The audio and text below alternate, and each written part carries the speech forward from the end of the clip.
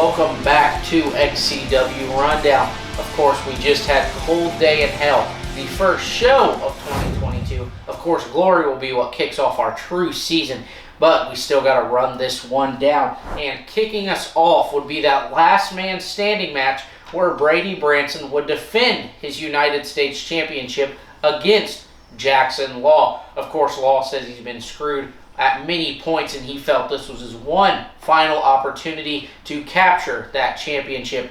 However, this match was brutal. Kendo sticks, chairs, barbed wire on multiple points, and when both men were down, Brady Branson was able to roll out of the ring and use a little bit of that leverage to get up at 9, while Jackson wasn't able to answer the 10 count, resulting in Brady Branson remaining the XCW United States Championship. One has to wonder what's next for Brady Branson, as well as where does Jackson Law go from here. Moving right along into our next championship match. The tag team titles were on the line when myself and my partner, S.2, known as Knowledge is Power, took on Violent Ending. Early on, it seemed like Violent Ending was going to just dominate this match. They were in control. However, when it seemed Jay Ellis was going to choke out S.2, J.J. Kelty finally did what nobody could have expected. He turned his back on Jay Ellis, and that would result in Knowledge is Power capturing the tag team champions. Someone tried to catch up with J.J. Kelty later on in the show, but he had nothing to say. So the only question is, why would Kelty turn on not only his partner, but even some might say a brother to him? Now we just have to see, does Jay Ellis have a way to respond? Moving right along though, one of our few matches where a title was not on the line, but maybe a just rank up, that saw Deacon Storm taking on Jaden Tucker. These two men went back and forth, and Tucker used his power, but it would be Storm with the veteran knowledge taking out Jaden Tucker with a flatliner that results in a 1-2-3 for Deacon Storm. One's got to assume Storm might be eyeing some singles gold in his future. Now, of course, next up, another match without a title on the line. Patrick O'Reilly taking on Evan Phoenix. And to the shock of many, it would be Patrick O'Reilly picking up the win, but it was by disqualification, as Patrick O'Reilly tricked Evan Phoenix, threw him that chair, and went down, and the ref saw Evan holding the chair, so of course the ref assumed Evan Phoenix struck him, but that was not the right way. Phoenix will then later on demand a title opportunity. Instead though, we will see Evan Phoenix take on Patrick O'Reilly in a rematch at Glory. Now we're going to cut to our first commercial break, and when we come back, I will have the greatest tag team partner anyone can ask for, S.2, joining me on today's show. Unbreakable!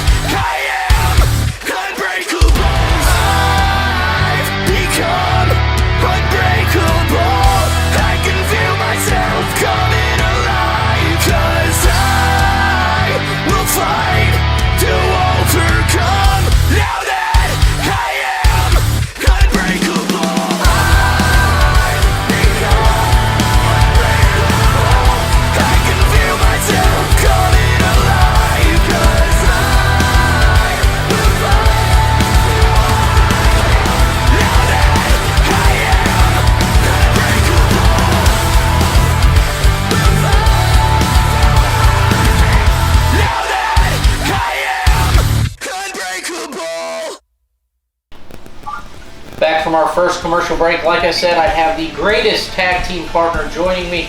Of course, my partner, S.2. And yesterday, me and you, we won the tag team championships. This being your first title in XCW, how are you feeling?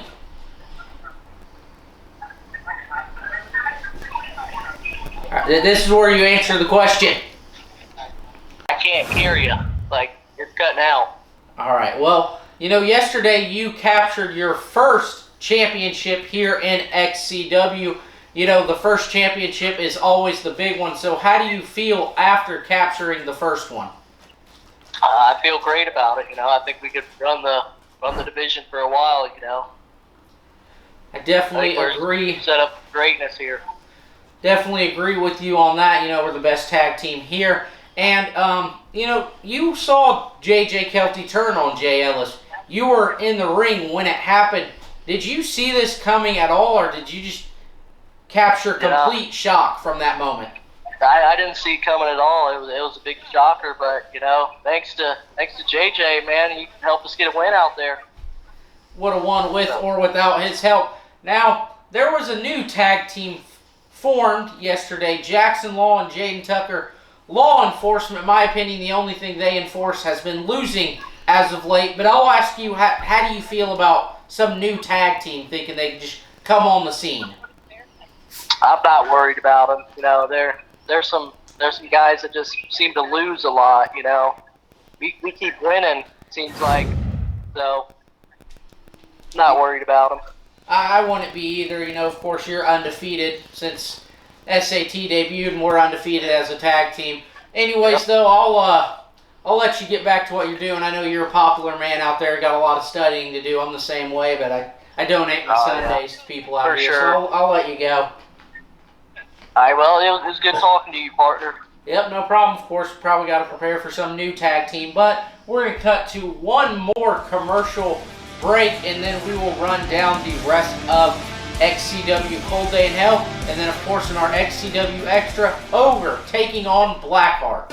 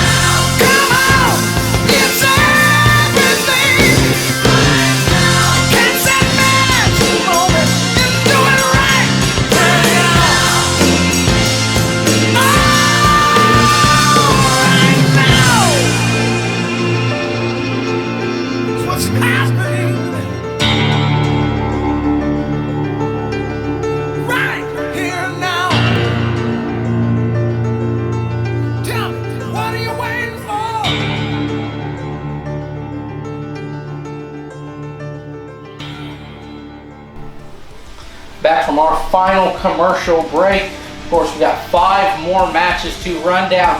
The first one being Miano Diaz taking on DJ Wolbert with the New Age Championship on the line. DJ Wolbert, usually he's not the bigger man in this match. He's not the one with the strength advantage. But in this one, he was. However, speed usually conquers strength, and towards the end, that's where we saw it, as Miano Diaz used a roll-up to shock DJ Wolbert and still hold that XCW New Age Championship. DJ Wolbert's definitely upset about being rolled up, and maybe there's a rematch on the horizon between these two men.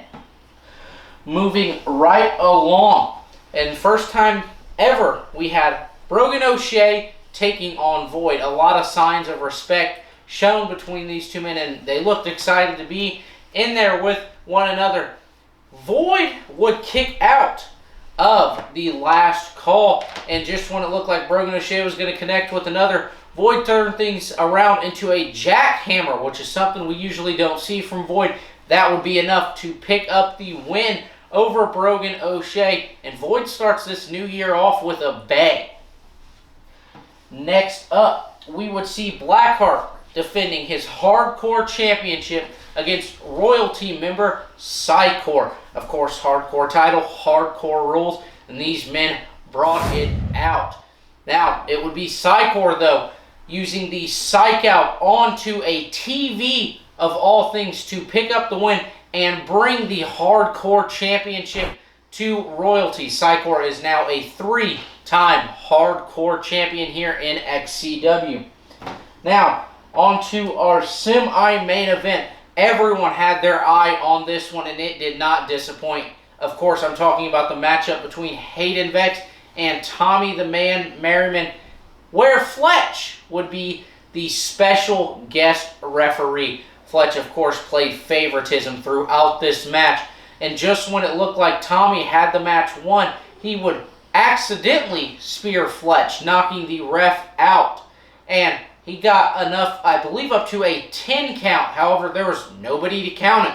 So as Fletch got to his feet, Tommy turned right back into a death by Vex, and Fletch would use that fast count. We do know at Glory, Fletch and Hayden Vex, known as Royalty, will team up to take on Tommy the Man Merriman in a handicap match. So once again, Tommy has the odds stacked against him.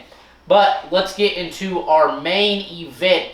Jesse Justice taking on Kurt Acid in an ultimate submission match. Of course, you hear submission, you definitely think of Kurt Acid. And early on it seemed like he was going to be on his way to becoming a 10-time XCW champion. But just towards the end, as the clock was striking down from 5, Jesse Justice made Kurt Acid tap out and resulted in retaining his XCW championship. This is the second straight time Jesse Justice has beat Kurt Acid. So, maybe Jesse's putting Acid in his rearview mirror. You'll have to stay tuned to find out. And, of course, you also have to stay tuned for our XCW Extra featuring Ogre taking on Blackheart. Hello, everybody, and welcome to another XCW Extra here on the Rundown. And we have a match that I can't say that you can't see anywhere else, but you haven't really had the opportunity to watch it here at XCW, and we're talking about this man right here, Blackheart, going against a man who he knows very well from a past life, I should say, in Ogre, the Ogre of Chaos, and Blackheart one-on-one here on XCW Extra. Ogre is someone, we kind of saw him for a brief span of time. I believe Summer Mania of 2020, he came back, had a little bit of a run. However, he's more known for his stuff in XAWA, and that's where the history between these two names that you mentioned comes from. So it's going to be interesting to see both of these guys inside of an XCW ring.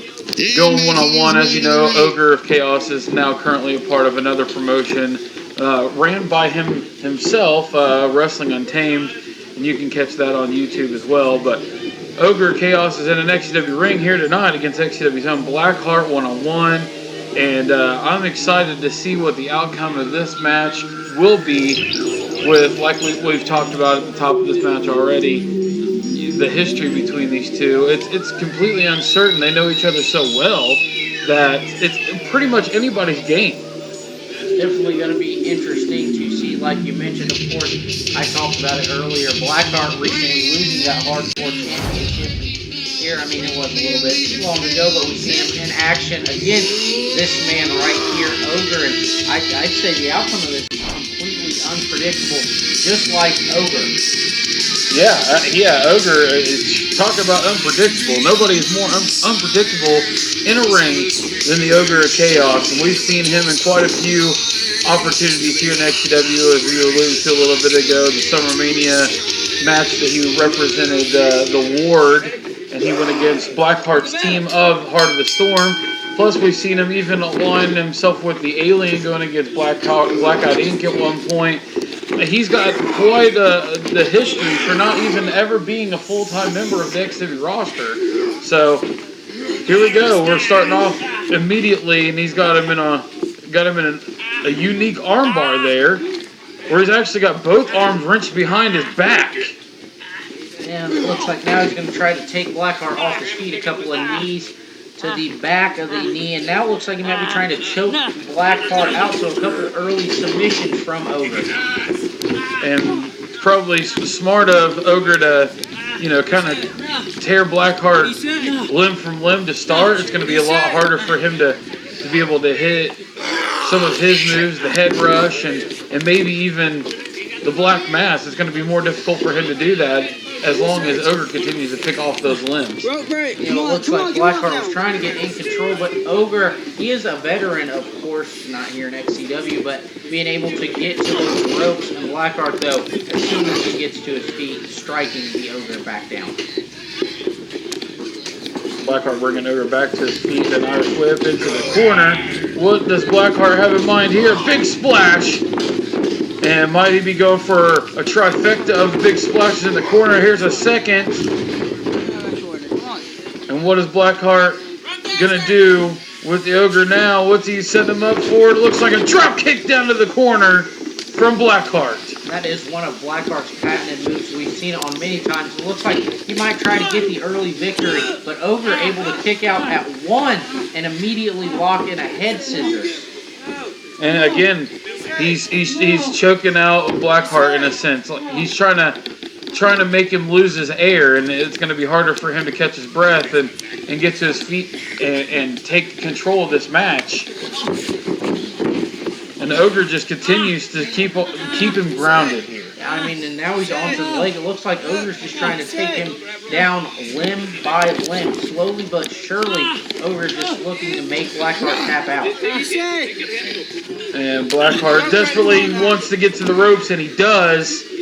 And Blackheart has to break it now. And now you have to think, what is Ogre's approach going to be now? Blackheart continues to find ways to get out of these submissions and out of these holds. And once again, Ogre just locks it in, trying to ground Blackheart, and he's got him once again in the head scissors. And, Blackheart stayed resilient throughout. It hasn't mattered how many submission attempts Ogre has gone for. Blackheart has found a way to get out of them, get to the ropes, and now it looked like he was trying to turn that one into a cover. Yeah, he was, but Ogre smartly getting to the bottom rope, breaking up the cover, and now back to square one for both men. Blackheart stomping away at Ogre.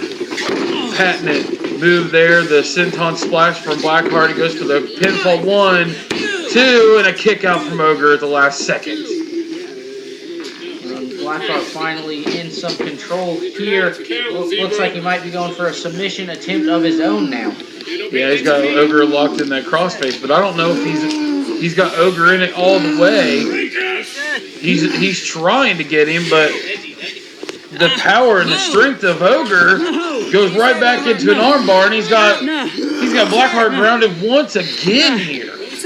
Right back on that arm, but Blackheart just refusing to tap out here. The strength of Ogre and the resiliency of Blackheart. This match literally can go either way at this point.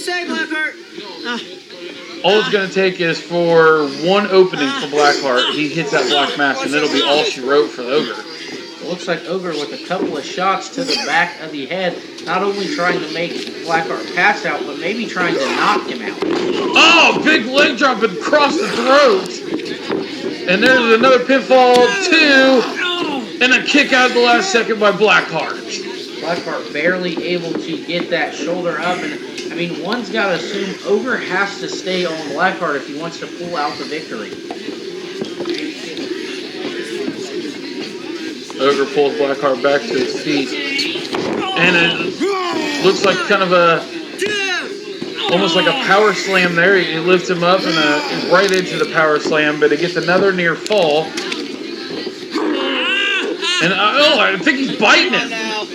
Ogre definitely showing that unpredictable side that I mentioned earlier on, biting away at Blackheart. Now, you know, both men just looking to get to their feet. Ogre is unorthodox, to say the least. And, you know, bringing biting in, and now these guys are having a chop fest, trading chops back and forth. And a big clothesline.